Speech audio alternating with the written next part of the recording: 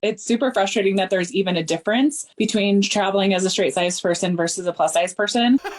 Ladies and gentlemen, that is what we're dealing with today. These people genuinely think the words that they are speaking, that they're sending out into the world, are groundbreaking. Poor choice of words when we're talking about fat people, but you know what I'm saying. In this video, I'm going to showcase some of the most hilarious opinions on the internet when it comes to being obese and wanting to stay obese. And people who aren't obese, this may come as a shock to you. You're not a skinny person, you're not a fit person, you're not a healthy person. You're a straight-sized person. That has nothing to do with sexuality, whether you like men or women. It doesn't have anything to do with that. You're a straight-sized person. Because then I have no clue. I have no clue what that means. But I guess before we dig deeper into this, let's have a look who commissioned the video that we just saw. Adore Media. Okay, they have 100,000 followers on Facebook, and if you click the link on Facebook, their website doesn't work. Wow, killing it. They are on their way to being a little bit of a powerhouse in the social justice sphere. They're almost like a mini version of BuzzFeed, if you will, horrifying as that sounds. Ladies and gentlemen, honestly, the things that they make, you just look at and go, what are you people doing? Like this. Are you using your vagina juice as perfume? You're not the only one. That's what we're dealing with here. That. Intro to Astrology, Episode 4. From rubbing vag juice on your neck to attract a mate to astrology. I think we might be onto a little bit of a winner here. This video is going to be great. Did you know bangles have health benefits? No. No, they definitely don't. They definitely don't. Metal that you wear around your wrist has about as many health benefits as rubbing vag juice on your neck helps with fucking, I don't know, psoriasis. It doesn't do a thing. She goes on to say, on a spiritual level, the sound waves from bangles help to purify a woman's body. Gentlemen out there, go onto your girlfriend or your wife's phone right now, and if she follows their page, unfollow her. Leave her.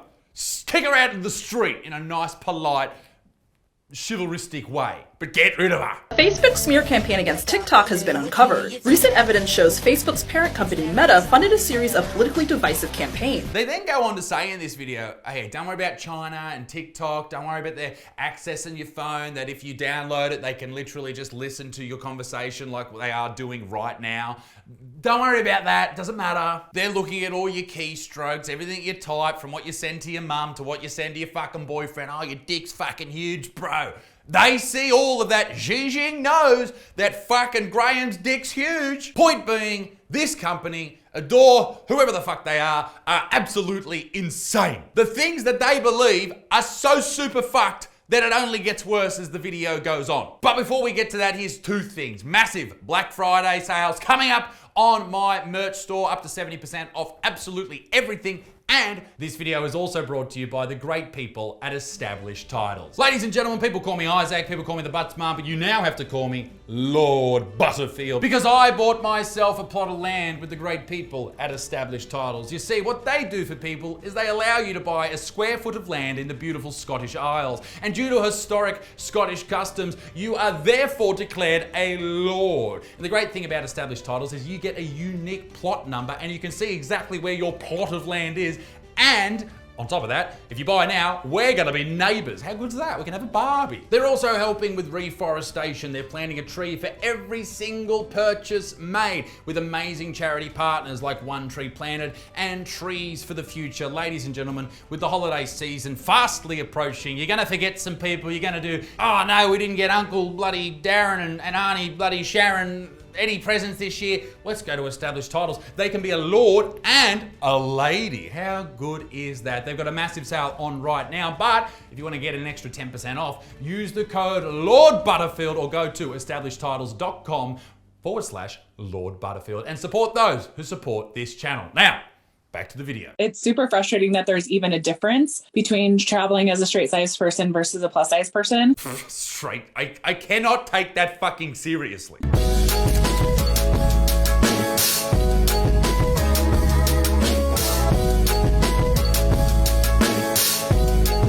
So this is Stephanie Kemp. Let's have a look at her Instagram. She, her. Oh, thanks, Steph. Had no idea. Plus size, lifestyle, she, her, digital creator, fit consultant. What, fitting through fucking doorways? Model, creator, let's choose confidence together. Ladies, God, you make me sad. Like, fucking harden up a bit, will ya? For a bunch of fucking people that bleed once a month and still live, you're a bit fucking weak. Anyway, what's her name? Fucking Stephanie Kemp. She is your typical plus size body creator. Like, just look at the shit that she posts. I mean, she does look nice in a lot of her photos. She's a pretty person and she might be a lovely human being. Oh yeah, well she's not pretty in that one, obviously, but a lot of the other ones, she's quite nice, yeah. And I don't have a problem with her or fat people. That is not what I'm saying here. And let's just be honest, she is a little bit huge. Let's be honest here. I just hate the attitude of the body positivity and fat acceptance movement. They're giving up. They are weak people. They say, no, I cannot change. I could never change. This is me forever. Fuck off. No, I can't feel sorry for people of this size. It is your fault. You are to blame. No one else. Just you. But they genuinely believe that it's our fault that they feel uncomfortable, or they can't find clothes that fit, or people look at them differently, or if they don't fit in an aeroplane seat, it's fucking everyone else's fault. Straight size people's fault. Or at least that's what we're going to discover as the video goes on. I just recently went on a cruise, and you would think all of the excursions would have body inclusive accommodations, but there was like 3 or 4 excursions that had weight limits. If you were over 350 pounds, you couldn't attend this excursion. Okay, well, I guess it depends what these excursions, what are you, fucking 5 years old? What these excursions or these activities are. If it's horse riding, okay, well, you're not getting on a horse, babe. You're too big. When I was in Hawaii with my wife for our honeymoon, I couldn't ride the fucking horse on the beach at sunset, all romantic, and she went off with a Hawaiian man. Now she's pregnant. If he comes out with bits of fucking pineapple on him, I'll spew. Anyway, point being, if you jump on a horse and you're as big as her, I think she's about 350 pounds, I think it's 160 kilos or something, you'll flatten the poor c***. And what if one of the activities is jet ski riding? If you jump on a jet ski, this is how you'll look. Or even a boat. Some boats have weight limits. Like you can't get on a certain boat if like a dinghy, or you can't stand to one side of a dinghy if you're a big fucking fat fuck, because you're gonna tip the fucking thing. In fact, that's why the Titanic sunk. There was a big fucking fat dude in, I think it was cabin 3C, and he wasn't supposed to get on the boat, but they said, hey, it's unsinkable. He got on, and they called him the iceberg. That's what they called him, because he always goes down. Isn't that right, ladies? And anyway, he sank the yeah, spewing, hey. Although if you jump on a boat, cruising in the ocean, and you are her size, at least you'd feel at home. I'm an asshole. I feel like if you're physically able to walk a certain amount of miles, why like you wouldn't be able to participate in these excursions. I know a lot of the plus size community worries about like toilets that don't have a stand at the bottom that are kind of just like hanging on the wall. Oh, fuck. I didn't even think of that. What a horrible fear to have. You're sitting there having a shit and then you fucking just collapse onto the floor and the bowl goes up your ass like one man, one jar. If you've never seen One Man, One Jar, look it up. Basically, it's a dude who shoves a jar up his ass and it goes off like a frag grenade on fucking Call of Duty. It's interesting. There's like beach loungers, like the plastic ones that like bend super easily. And I remember sitting down on it and being like, oh my gosh, if I break this, like I will be so sad just because I want to enjoy my beach time. Who are you complaining to? Who are you complaining to? Like, right now you're complaining about being too big and you're complaining to everyone else. That's like on a summer's day sitting there in a hoodie and tracksuit pants and saying, it's way too hot in here. Do something about it. And I don't want to have to worry about, is something going to be able to like hold my weight for an extended period of time? Once again, do something about it. Rather than making it your life's work to whinge and bitch and complain about this whole situation, change. I genuinely believe that airlines is the biggest frustration when it comes to plus size accommodations. When we're flying next to other people, my husband and I try really hard to be as small as we possibly can, but you can only do so much. Yeah, okay, great. Thanks for trying. But as Sydney Watson recently found out, that does fuck all. One of the biggest worries that people have as a plus size person is having to ask in front of other people that they don't know for a seatbelt extender. People would rather put their life at risk and not wear a seatbelt versus embarrass themselves by asking for a seatbelt extender. You know how people talk about car crashes and sometimes they say if there's a Kleenex or a tissue box at the back, that could actually, with the velocity of the crash, it goes from, 100 kilometers an hour, 60 miles miles an hour to 0,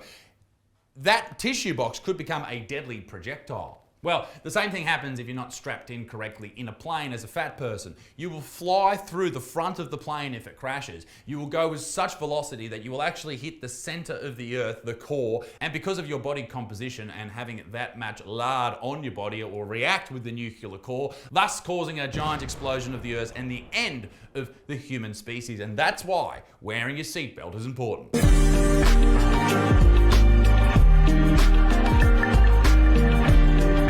Demand. What an interesting word. You're not disabled, you're not handicapped, you weren't born this way, you ended up this way because of decisions that you constantly and continually make. Maybe you're just going to have to be a little bit uncomfortable for a while. What pushes me to start asking more for accommodations that I need is just recognizing that I'm not putting someone out by, helping myself be more comfortable. If you don't bring up your concerns, people don't know how to fix concerns that they don't know exist. I don't disagree with that. If you're not impeding others, do you think? I wish that there was a way that even if on the reservation, we could say, I would prefer this type of chair, or I would prefer this type of accommodation. Or I'm a giant fat fuck, please bring a back end loader to lift me. Please. When you're making a reservation on an airline, I think that there should be a way to select that you want a seatbelt extender, and then that seatbelt extender should just be sitting on your seat when you get there. Fair point. And some M&Ms as well, please. Hire people that are different sizes to come to your restaurant and sit in different places so that you're accommodating people of all different sizes. Hire them? Hey, what do you do for a living? Oh, I'm a fat guy that sits in chairs to make sure they don't break. Tough job, tough gig. But I guess that's still more respectable than being a TikToker. Accommodations need to be made. People want to travel, and we shouldn't be seen as the problem. And they wonder why fat shaming exists. Okay, so here's a question to wrap this video up. If fat people are plus size people and skinny people or fit people are straight size people, what are the people that don't fit into either group? What is the deal with mid-size fashion? Mid-size has been described as body types that sit somewhere between a size 12 to a size 18. Oh my God, I hope fucking Xi Jinping or Vladimir Putin can detect my exact location and send a fucking nuke to the tip of my dick. I'm ready to end it all. Ladies and gentlemen, be a good motherfucker. Peace in the Middle East. Me dick stinks. Make sure you check out the Black Friday sales next week. And toodaloo, au revoir, bye-bye.